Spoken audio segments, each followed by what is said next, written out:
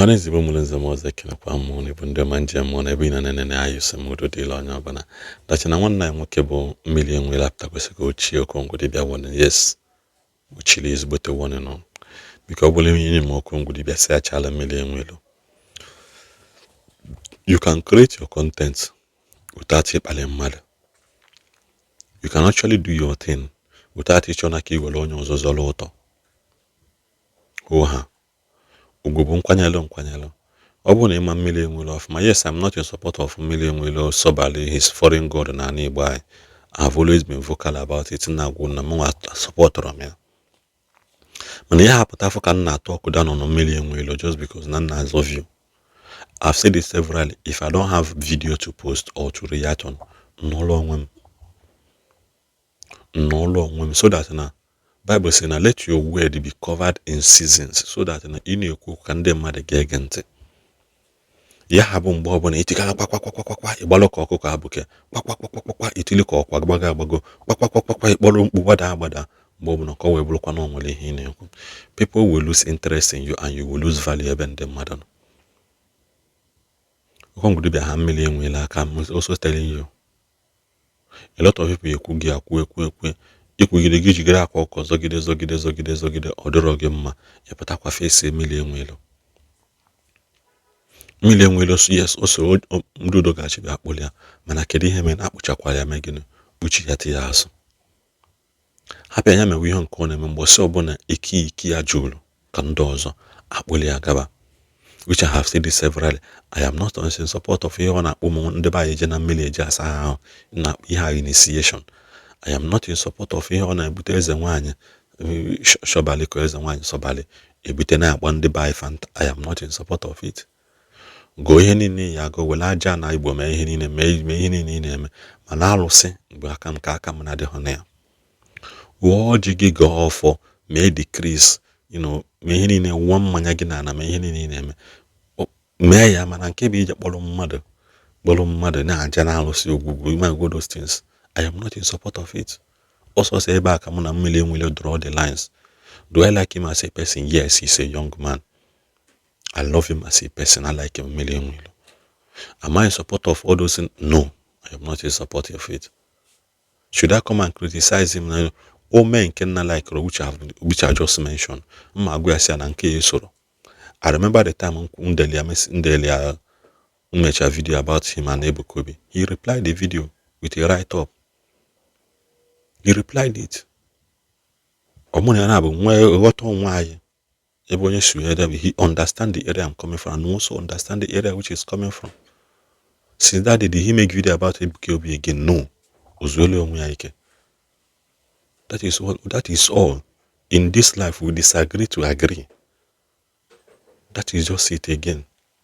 Omo ojo ko see me video about Ebukobi ebu na maroko no malia. Omo ngame. Yatago.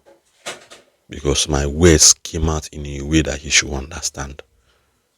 Obalo kune no focus on him. If not, he would have lost the value. Can not just lose the value. Kode kwa nombozo. Ndebai. Onye malo Okongwu Dibia dokwa anya na nsieli o malichekwa. Nsikwali o malichekwa. Nyejikwa mu ame mmadu advert. Nyejikwa we promote mmadu.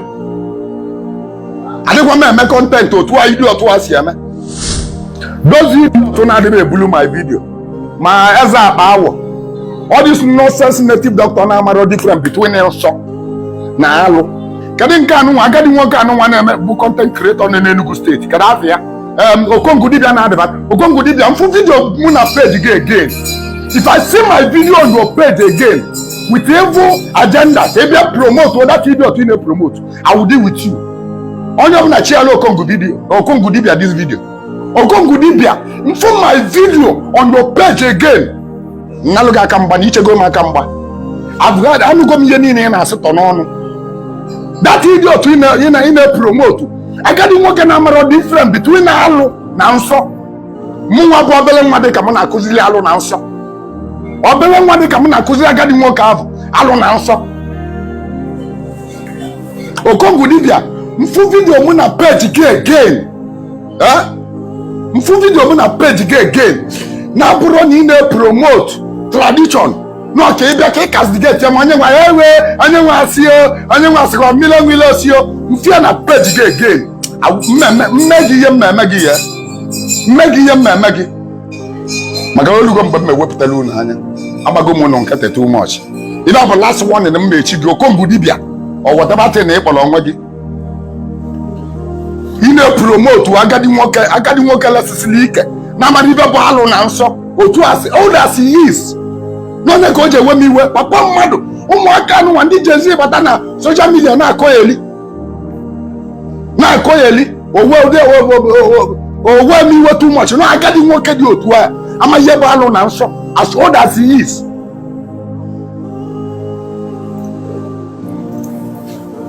Onye mara Okongwu Dibia dokwa anya na nsieli ọmalichekwa nsikweli ọmalichekwa nyejikwa m wee mee mmadụ adịbat nyejikwa wee promote mmadụ adịkwa m eme content otu a ili otu a si eme onye makwa ya dịkwa nyadokwa anya aka na ntị. This is the last warning Okongwu Dibia, this is the last warning. Agadi nwoke dị otu a ka ihe mụta n'aka onye ndị okenye ahụ nọ na tradition kwesị ịkụziri anyị ya bụ tradition amara ibe bụ alụ na nsọ. You can imagine nwoke a na-achụ 80 years amara ihe bụ alụ na nsọ.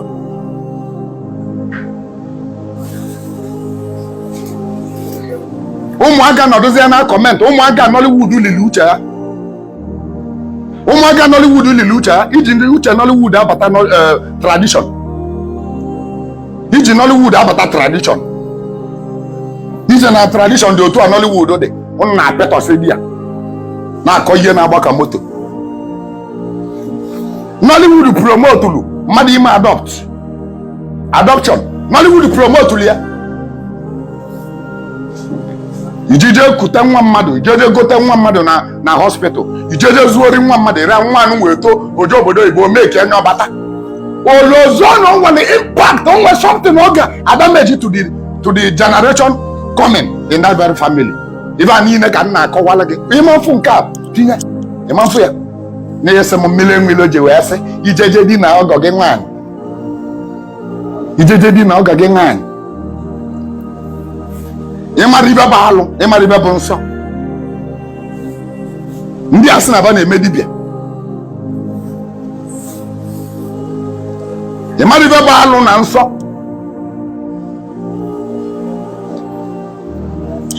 Nọ na ọsọlụgo oyi na ntị na alụ ọ bụrụ alụ o nta gị mma gị bịakwu nta nne gị ịghọtago ntacha gị ebibịa nta gị ntacha gị nne gị bịakwu nta anya na ọ bụrụ alụ for the fact na ọ na-eso na my lineage na my spiritual lineage. Jee jụọ okenye ka ọ kọwaa alụ gị ka ị mara ihe bụ alụ na nsọ ka ọ bụ nsọ gị ada akpụnye ya alụ nkọwacha anya ọbọdụ ị na-efegharị vidio niile so na-afụcha peji m so na-afụcha peji na-afụcha vidio m niile mma achọkwa ọzọ mma ekwukwu ọzọ ka unu gwukwu onye mmụọ ụchụ ihe niile bụ ịdị ọtụ Okongwu na-epromote ka ihe mụtago na vidiyo gbagoro m nwa singleton na okenye kwesịrị ịdị na-ebido tradition na-akpọkọta ụmụazị nso na ọbịa agba ọgwụ anyị na-eme nke a na-afọ n'anya otu ino mpịa ọ na-eme adịvat asị odas is otu ino mba ka ndị mmadụ bịawa bịa ka ogwu ebe wayo wite ọgwụ ọ na-agba na-ewere isi na nye na-eme nke mee nke o sigo Lagos nata ogwu ya onye too na Lagos na-ewetara m ọnụ onye too na Lagos asị odas is ọnụ o too Lagos nya wetabere m ọnụ na omenala.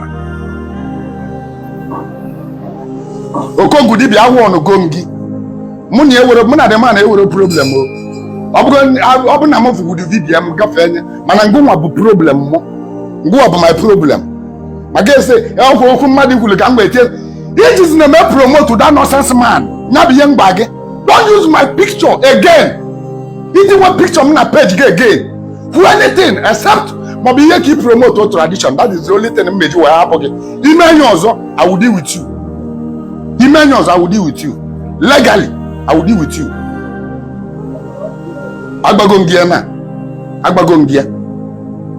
It is a picture on a page again. Where will they promote what that idiot? Now they vichi ki evicha ma onyo chance.